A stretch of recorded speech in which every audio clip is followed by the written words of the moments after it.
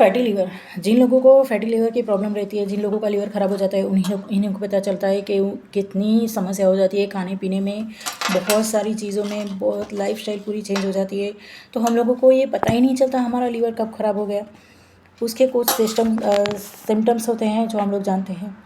जिन लोगों को भी लीवर ख़राब हो जाता है तो उनकी शुरुआत में हम लोगों को कुछ सिम्टम्स दिखते हैं, लेकिन हम लोगों को पता नहीं रहता। हम लोगों को लगता है कि ये सब सारी चीज़ें नॉर्मल हो रही है।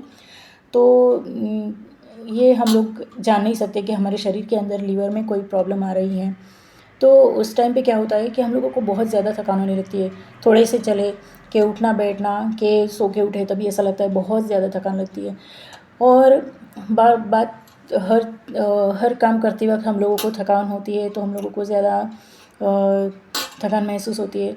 हम लोगों को पता नहीं चलता, हम लोगों को नॉर्मली लगता है क्या आलस आ रही है या कुछ तबीयत ठीक नहीं होगी, तो वीकनेस होगी, ये समझ के हम लोग इसको अवॉइड करते हैं, लेकिन वो लीवर की एक सिम्टम है। उसके अलावा हम लोगों की स्किन पे जो लाल लाल दाने निकलते हैं, इसके अलावा जो स्पाइडर वेन्स होती है वो दिखने लगती है रेड कलर की। ये चीज़ें बहुत ध्यान रखनी चाहिए, ये चीज़ पर तो हमारा ध्यान जाता ही है। और तीसरा होता है कि हमारे जो राइट साइड के रिब्स रहती है उसके नीचे की साइड में लीवर होता है, वहाँ पे हम लोगों को इचीनेस होती है, दर्द होने लगता है या सूजन होती है, कभी भारीपन लगने लगता है।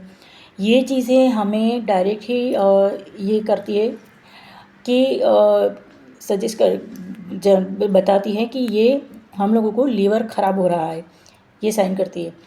उसके अलावा हम लोगों ने जब राइट साइड के हाथ में, शोल्डर पर, कंधे पर और बाजू में हम लोगों को पेन होने लगता है, तो हम लोगों को क्या लगता है कि भाई ये गर्दन में दर्द है, उसकी वजह से वहाँ का दर्द ये बाजुओं में आया होगा, राइट साइड में कंधे में आया होगा।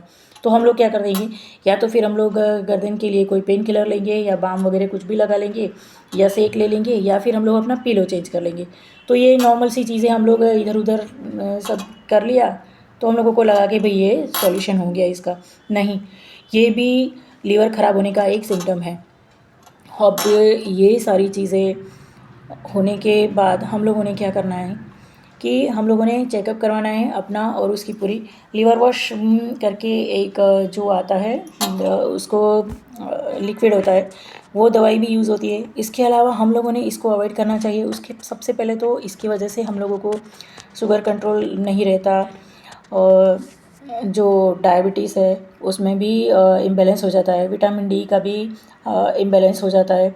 ये सारी चीज़ें होने के बाद हम लोगों को इससे अवॉइड कैसे करना चाहिए, तो ये जानते हैं। हम लोगों ने सबसे पहले अपना वज़न कम करना चाहिए।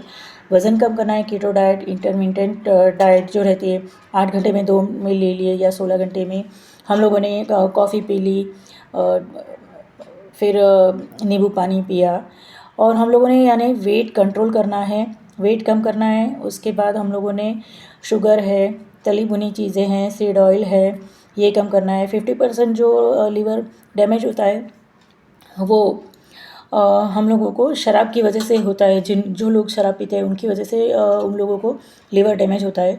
लेकिन बाद में नॉन अल्कोहलिक जो डाइट होता है, लीवर डैमेज होता है, वो भी अभी आया है, और वो भी होता है हमारी खान पान में कुछ प्रॉब्लम्स होने की वजह से, ध्यान नहीं रखने की वजह से होता है। तो हम लोगों ने ज़्यादा सीड ऑयल, शुगर, स्टार्च वाले खाने को टालना चाहिए।